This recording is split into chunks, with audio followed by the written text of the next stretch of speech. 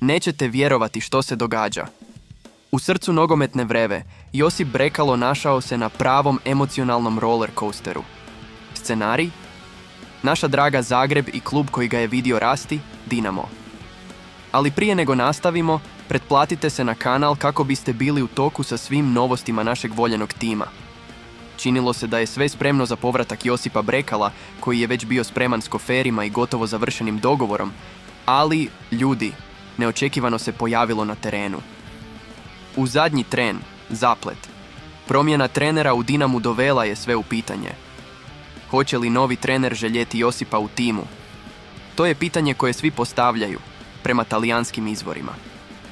Sada, prijatelji moji, pritisnite like ako ste i vi uzbuđeni zbog ovih preokreta na tržištu. Kako se zatvara prijelazni rok, napetost samo raste. Ali hajdemo biti ozbiljni.